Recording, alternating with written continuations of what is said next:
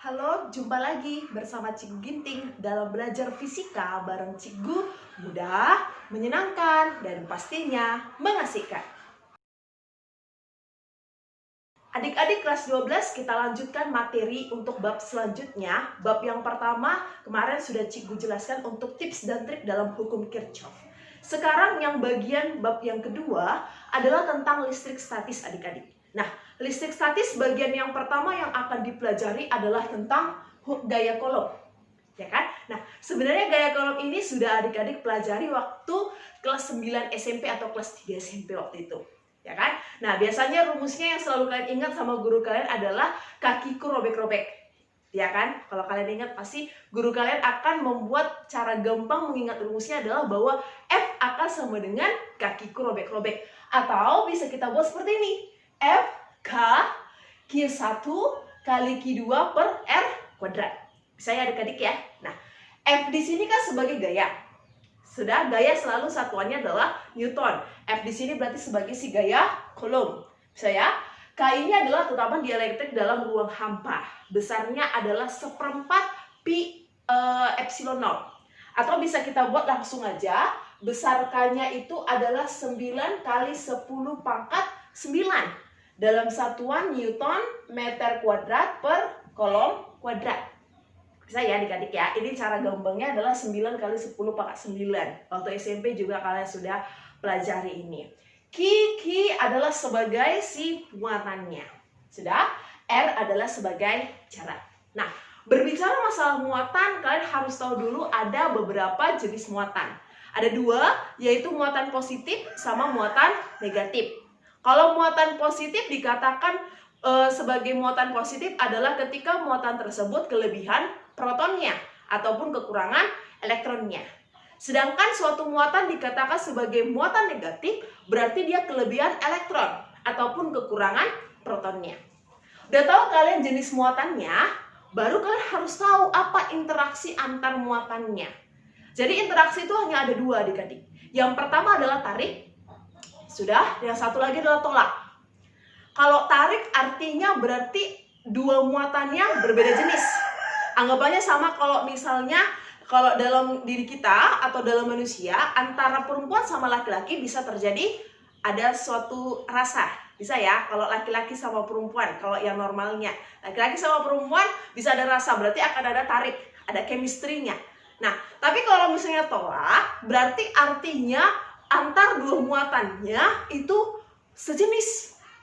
Ya kan, kalau sejenis berarti nggak ada rasa. Itu yang normalnya ya adik-adik, bisa ya. Jadi ingat aja kalau tarik artinya yang berlawanan jenis, sedangkan yang tolak artinya yang sejenis. Sejenis berarti bisa Cikgu buat antar muatan positif dengan muatan positif, atau antar muatan negatif dengan muatan negatif. Seperti itu. Bisa ya? Nah, kalau sudah tahu kalian tadi apa rumus gaya kolom, sudah tahu kalian tadi apa jenis-jenis muatannya, dan interaksi antar muatannya, baru kita bisa masuk ke analisisnya. Oke, kita masuk ya untuk 3 muatan yang segaris. 3 muatan yang segaris, ini ada Cikgu buat ada muatan A, yaitu positif jenisnya, muatan B positif, sedangkan muatan C adalah negatif. Mereka terpisah oleh jarak. Sudah? Oke. Kita mau mencari, misalkan di sini adalah yang pertama mau kita cari adalah berapa besar si FA-nya. Berarti kalau dikatakan sebagai FA, tentukanlah gaya kolom pada muatan A. Itu arti FA ya adik-adik, bisa ya. Nah, berarti FA atau gaya kolom pada muatan A, berarti itu patokannya adalah si A. Berarti yang mau kalian cari adalah bagaimana interaksinya antara muatan A dengan muatan si B. Itu pertama. Yang kedua, antara muatan A dengan muatan C. Interaksinya bagaimana? Bisa ya? Nah, Cikgu buat seperti ini. Ini harus ada analisis vektornya nanti ya di ujungnya. Oke, tapi nggak masalah. Lihat. Muatan A sama muatan B. Sejenis atau berlawanan? Sejenis, sama-sama positif. Tarik atau tolak? Tolak. Kalau tolak, patokannya menjauhi si muatan. Ingat, patokannya menjauhi si muatan. Patokan siapa? A. Muatan siapa? B. Ya kan, itu yang mau kita cari interaksinya. Berarti si A menjauhi si B karena tolak. Kalau tolak berarti menjauhi, berarti kemana pergerakan si A? Apakah dia akan ke kanan atau akan dia ke kiri? Ke kiri. Bagus, mantap. Berarti di sini Cikgu buat F A B. Gaya kolom pada muatan A akibat dari muatan B. Seperti itu. Bisa ya adik-adik? Pelan-pelan. Oke, next. A sama C. Sejenis atau berlawanan? Berlawanan ya. Kalau berlawanan tarik apa tolak? Iya, tarik. Kalau tarik berarti mendekati. Ya kan? Kalau tarik berarti mendekati. Ya kan? Nah, kalau mendekati berarti si A-nya pergi kemana? Apakah dia akan pergi ke kiri atau pergi ke kanan? Kalau mendekati si muatan. Ya, pergi ke kanan. Patokan mendekati muatan. Berarti bisa kita buat di sini F. Bisa ya adik-adik? Nah, lihat FAB sama FAC. Dalam vektor, apakah dia searah atau berlawanan? Berlawanan. Kalau berlawanan berarti akan ada selisihnya.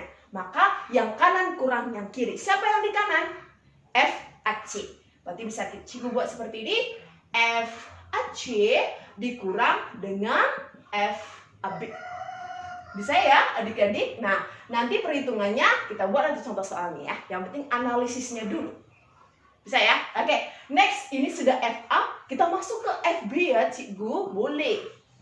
Yuk, kita masuk ke FB ya adik-adik. Nah, lihat FB. Patokan si B sekarang jangan lagi tengok si A. Kita masuk ke si B. Yuk, mari. B sama A. Tarik apa tolak adik-adik? Tolak Cikgu, karena dia sejenis. Kalau tolak berarti si B-nya akan pergi ke kiri atau pergi ke kanan adik-adik? Ya, ke kanan karena dia tolak. Berarti Cikgu buat seperti ini ya. Lihat, F, B, A. Bisa ya? Mantap Cikgu. Oke, lihat. B sama C. Ayo, tolak apa tarik? Tarik. Kalau tarik berarti menjauhi atau mendekati? Mendekati. Patokan mendekati muatan. Patokan mendekati muatan. Berarti akan kemana dia? Kiri atau kanan? Kanan. Berarti jadinya F, B, C. Bisa adik-adik? Bisa. Oke, kita buat FBA sama FBC searah atau berlawanan? Searah. Sama-sama kemana? Ke kanan. Berarti bernilai positif atau dijumlahkan. Yuk, mari. Berarti, oke, pelan-pelan. FBA tambah FBC. Boleh FBC tambah FBA, terserah kalian. Yang mana nyamannya kalian aja. Saya adik-adik ya. Oke, mantap. Sudah mulai panas berarti artinya sudah mulai paham biasanya. Oke, yuk mari. Kita masuk ke bagian C. Yang terakhir, FC. Kita jambakkan semua analisisnya ya, biar paham kalian. Oke, C patokan kita ya adik-adik. Lihat. C sama A dulu ya. C sama A. Tarik apa tolak? Tarik, karena berlawanan. Kalau tarik berarti kemana nih? Ayo. Ke kiri apa ke kanan? Mendekati atau menjauhi? Mendekati. Berarti dia akan pergi ke kiri. Oke, kita buat di sini. F, C, A. Bisa ya adik-adik? Mantap ya? Oke, lanjut. C sama B. Tarik apa tolak? Tarik. Kalau tarik mendekati atau menjauhi? Mendekati. Berarti C akan pergi ke kiri atau C pergi ke kanan? Ke kiri. Mantap. Oke. Berarti di sini F, C, B. Nampak ya? Oke. Sekarang lihat. CA sama CB. Sama-sama searah atau berlawanan? Searah. Kemana pergerakannya? Ke kiri. Berarti nanti akan ada tanda minus di situ. Cikgu buat seperti ini.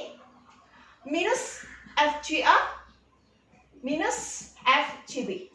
Atau bisa aja kalian buat seperti ini. Kalau sama-sama ke kiri, jumlahkan saja, hasil akhirnya nanti tanda negatif, nggak apa-apa. Tapi menurut aturan adalah seperti ini. Kita harus ikuti aturannya adik-adik, biar kalian paham konsepnya. Selesai. Udah, seperti itu. Berarti yang harus kalian pahami adalah triknya kalau menjawab soal 3 muatan yang segaris, patokannya dulu siapa? Itu dulu pertama. Sudah dapat patokan, lihat interaksinya. Kalau tarik, patokan yang mendekati muatan. Kalau tolak, patokan yang menjauhi muatan. Seperti itu tips dan trik dari Cikgu untuk 3 muatan yang segaris. Biar lebih panas untuk pelajaran kita hari ini, yuk kita bahas sama-sama contoh soalnya ya adik-adik. Oke, kita masuk ke contoh soal yang pertama ya. Nah, lihat adik-adik, perhatikanlah gambar berikut. Di sini ada 3 buah muatan. Muatan 1, 2, 3 terpisah, jaraknya berbeda-beda ya. Oke, jika D berarti jaraknya D 30, berarti antar muatan 1, 2 adalah 30 cm. Antara muatan 2 dan muatan 3 adalah 2D, berarti 60 cm ya. Maka besar dan arah gaya listrik yang bekerja pada muatan Q2, berarti F2-nya. Berarti patokan kita adalah muatan yang kedua. Yang mana muatan 2? Yang di tengah. Pertama, gambarkan dulu arahnya. Arah vektor gayanya ya. Vektor gayanya maksudnya. Oke, kita buat seperti ini. Cikgu buat di sini ya. Ini adalah positif. Ini adalah positif. Dan ini juga positif. Sama semuanya. Oke, ini Q1, Q2, Q3. Patokan adalah si muatan Q2 yang di tengah. Pertama cari dulu interaksi antara muatan 2 dengan muatan 1. Yuk, positif sama positif, tarik apa tolak? Tolak. Kalau tolak mendekati atau menjauhi? Menjauhi, berarti kemana si Q2 akan pergi? Kiri atau kanan? Ya, kanan. Berarti di sini adalah si F21. Bisa ya adik-adik? Oke, mantap. 2 dengan 3, pos sama pos, berarti tarik apa tolak? Tolak. Kalau tolak mendekati atau menjauhi? Menjauhi. Berarti kemana pergi si Q2? Ke kiri. Mantap. Di sini sebagai F23. Bisa ya adik-adik? Oke, mantap. Yuk mari kita selesaikan soalnya. Berarti bisa kita buat F2 sama dengan, yuk. Ayo. Siapa yang di kiri, siapa yang di kanan? Oke. F21 dikurangkan dengan F23. Itu rumusnya. Kita simpan aja dulu. Yuk, kita selesaikan ya. Kita buat seperti ini. Yuk, lihat. F2 sama dengan. Rumus tadi F apa tadi cara gampangnya? Kakiku robek-robek. Iya, nggak apa-apa. Kita mainkan aja konsep SMP-nya. Yuk. K kali Q2 kali Q1. Bisa ya, per R21 kuadrat. Arti R21 adalah jarak muatan 2 dengan muatan yang pertama. Bisa dikurangkan dengan K kali Q2 kali Q3 per R23 kuadrat. Bisa adik-adik? Yuk mari. Ini sebenarnya kaki 2 ada ya, sama ya. Boleh nggak kita keluarkan biar lebih gampang perhitungannya? Boleh, oke nggak apa-apa. Kalau nggak dikeluarkan boleh Cikgu, boleh, nggak masalah. Tapi biar lebih gampang kita keluarkan, langsung kita masukkan aja ya angkanya ya. 9 kali 10 pangkat 9. Q2, berapa tadi besar Q2? 5 mikro, berarti pangkat minus 6. 5 kali 10 pangkat minus 6. Bisa ya? Oke, kita buat di sini agak panjang, nggak apa-apa. Q1-nya berapa adik-adik? 60 kali 10 pangkat minus 6. Oke, kalau kalian buat 6 kali 10 pangkat 5 pun nggak apa-apa. Sudah minus 5. Tapi Cikgu buat seperti ini aja, biar lebih gampang nanti perhitungannya. Oke, R21 jarak antara muatan 2 dengan muatan 1 berapa? D. D-nya berapa? 30 cm. Oke, kita ubah dulu ya. 30 cm berarti jadi ke meter adalah 0,3 meter. Ayo, boleh nggak langsung dikuadratkan aja ya? Kita kuadratkan aja langsung ya. 0,3 kita kuadratkan berarti jadinya 0,09. Atau biar lebih gampang ada pakai notasi ilmiah, Cikgu buat seperti ini. 9 kali 10 pangkat minus 2. Boleh ya adik-adik? Iya, semoga kalian bisa paham ya. Oke, dikurang. Q3-nya berapa? Mana Q3? Oh ini, 120 kali 10 pangkat minus 6 per jarak 23 2D. Berarti kalau Cikgu buat di sini 21, D23-nya adalah 60 cm. Berapa meter? 0,6 meter. Kita kuadratkan langsung, berarti jadinya ya 0,36. Kita apakan ya? 36 kali 10 pangkat minus 2. Yuk, ini kita sederhanakan dulu. Boleh ada dua cara, boleh kalian samakan penyebutnya atau disederhanakan. Kalau Cikgu maunya disederhanakan saja. Oke, kita sederhanakan. Sama-sama bagi 3 ya. Sama-sama bagi 3 berarti di sini 20. Di sini 9 bagi 3. 3 ya. Bisa ya? Oke. Ini sama-sama bagi berapa? Sama-sama kita bagi 12 ya. Berarti ini jadinya 10. Ini jadinya bagi 12, 3. Nah, udah sama penyebutnya kan? Baru boleh kita sederhanakan. Yuk. Ya, kita selesaikan, belum sederhanakan ya. F2 sama dengan 9 kali 5, 45. Ayo. Jangan malu-malu, Dik. 9 kurang 6, masih 3. Ya kan? Nah, yuk. 20 kurang 10, pangkatnya udah sama kan? Oke, makanya itu tadi Cikgu bilang, biar pangkatnya sama, jangan diubah. Bisa ya? 20 kurang 10 masih 10 ya.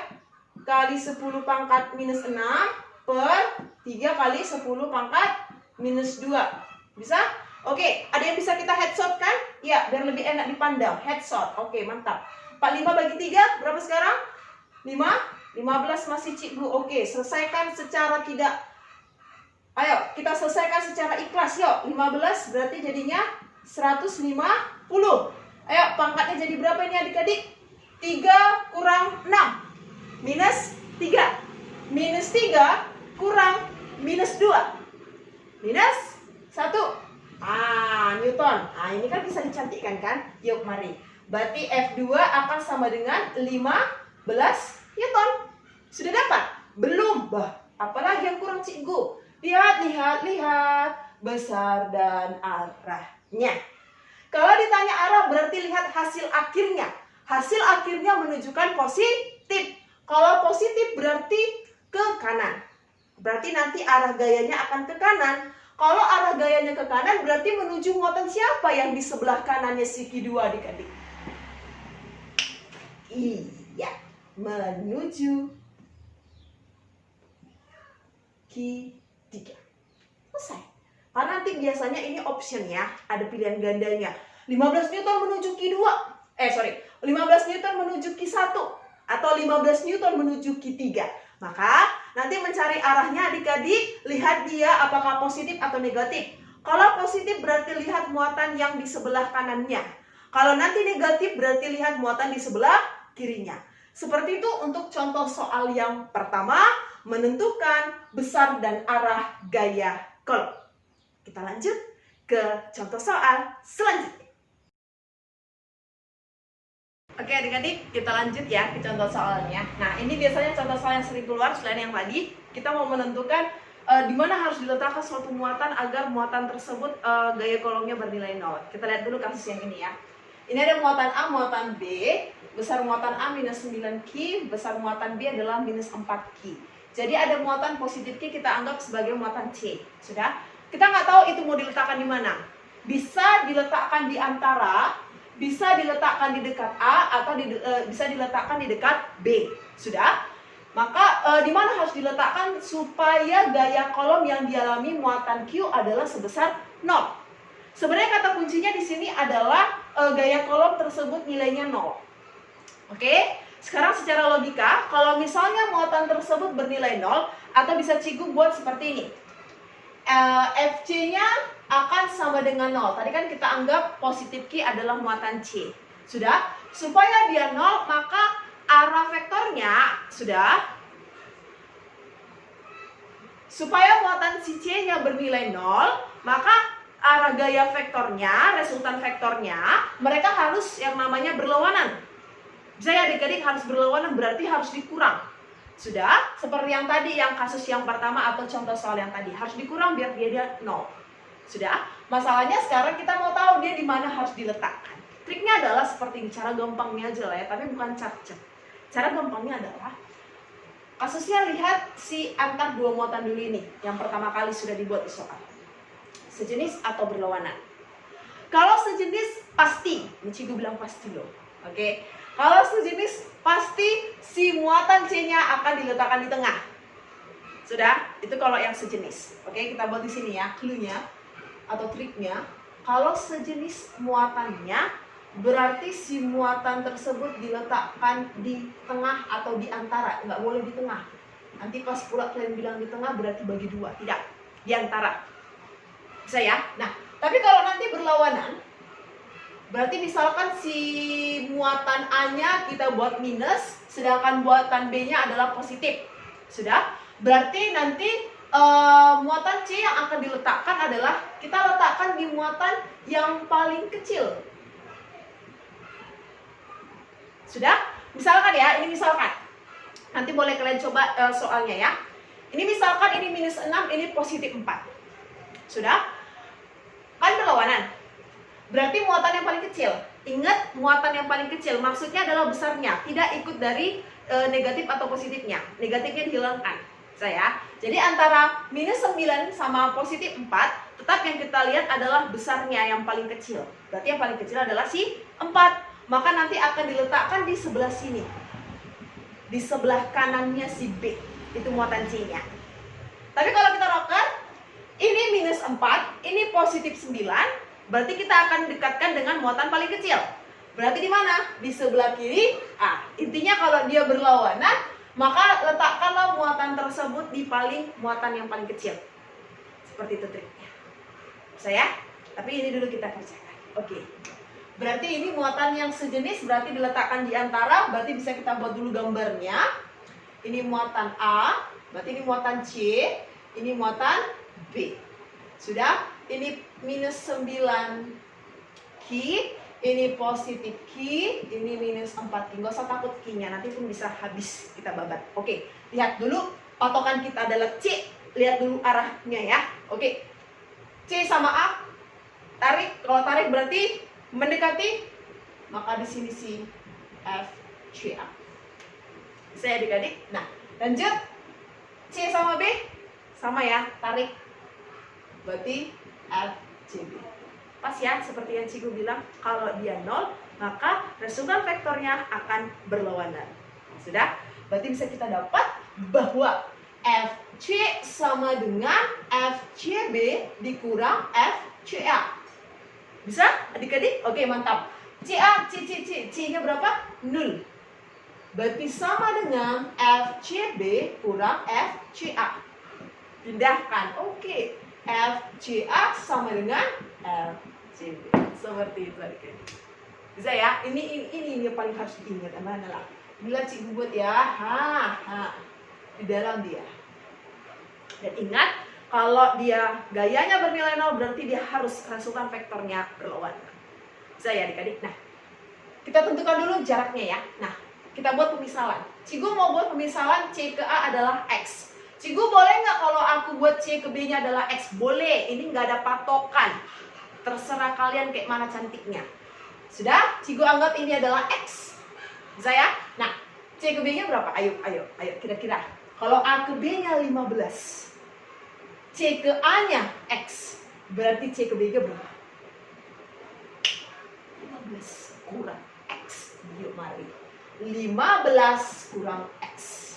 Boleh ya? Oke, yuk kita kerjakan. Berarti masukkan dulu rumusnya yuk. Kaki C Ki A per RCA kuadrat sama dengan kaki C Ki B per RCB kuadrat. Kalau ada yang sama ruas kiri sama ruas kanan, kita headshotkan aja ya adik-adik. Biar tidak dia mubazir. Iya, mubazir. Iya, headshot. Mantap. Ya berarti tinggal kita masukkan aja. Ki A-nya berapa? Jangan masukkan ya adik-adik, minus hanya menunjukkan jenisnya saja, jangan masukkan ke perhitungan. Bisa ya? Oke, kita buat di sini 9 Q per CA, jarak C ke A, kita misalkan tadi X, boleh. X kuadrat sama dengan QB. Nah, jangan lagi masukkan ya ke dalam perhitungan. 4Q per CB, mana? Ini dia. 15 kurang X kuadrat. Ini sudah masuk konsep matematika. Fisikanya cuma di atas aja. Ya, ini matikan dulu. Headshot. Yuk, biar habis kuadratnya diapain kata gurunya dek? Iya. Akar. Saya adik-adik. Nah, yuk kita selesaikan yuk secara ikhlas. 3, ini nggak nampak. 3 per X sama dengan 2 per 15 kurang X. Kali silangnya adik-adik, yuk mari. 3 kali 15. 45 3 kali minus X min 3X sama dengan 2X. Selesai. 45 sama dengan 5X. Jumlah ya, karena langsung berubah tanda. Yuk mari, berarti X-nya sama dengan 9 cm. Dari muatan siapa 9 cm-nya? Sekarang lihat, kita kan nyari X. Berarti patokan kita X tadi dari siapa? Dari si A. Berarti 9 cm dari muatan A. Kalau nanti ditanya dari muatan B, iya, tinggal dikurangkan.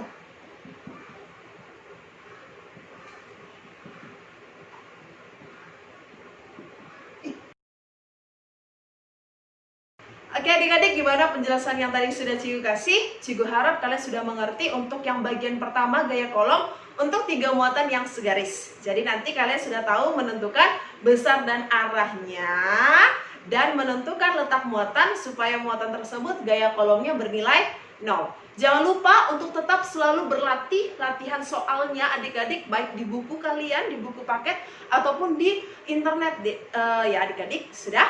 Oke, sampai jumpa ya adik-adik di next video tentang menentukan gaya kolom pada muatan yang berbentuk segitiga ataupun nanti berbentuk persegi. Sampai jumpa di pertemuan selanjutnya ya adik-adik. Tetap semangat dan tetap jaga kesehatan. Salam fisika.